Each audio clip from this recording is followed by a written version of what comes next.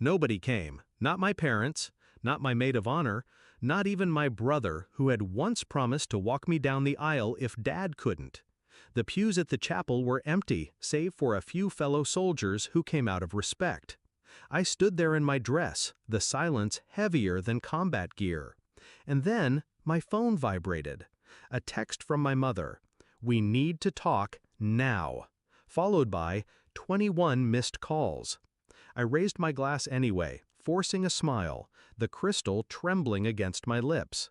That's when I knew something inside me had snapped. Backstory family.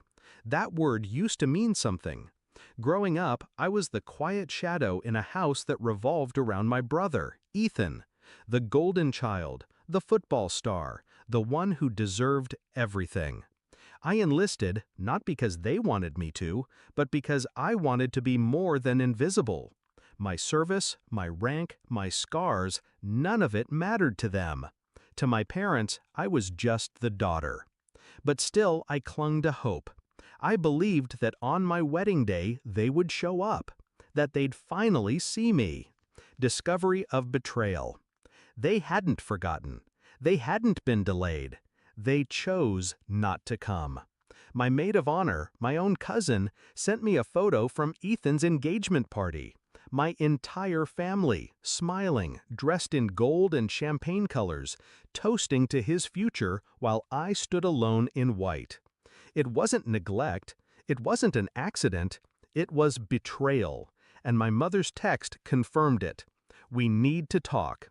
Translation, "We need you to understand why Ethan will always come first."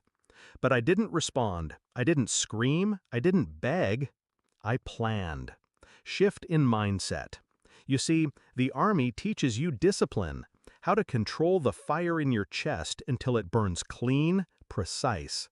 My family thought I was weak because I never fought for attention. What they didn't know was that silence isn't surrender, it's strategy. If they wanted to erase me, I would make sure the world remembered me and forgot them. Execution of the plan. Step 1. Finances. Months before the wedding, I had added my name to my parents' lake house deed, paperwork they'd signed without reading, trusting their obedient daughter. Quiet power always works best. Step 2. Exposure.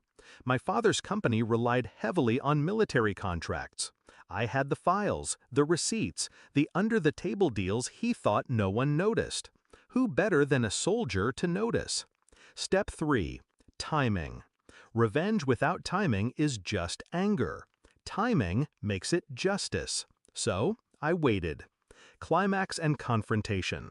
The night after Ethan's engagement party, my mother finally got me on the phone. Her voice was calm, rehearsed. "We couldn't miss your brother's big moment, sweetheart. You understand." Sweetheart. That word made my grip tighten around the phone. I let her talk, let her justify, let her dig the knife deeper.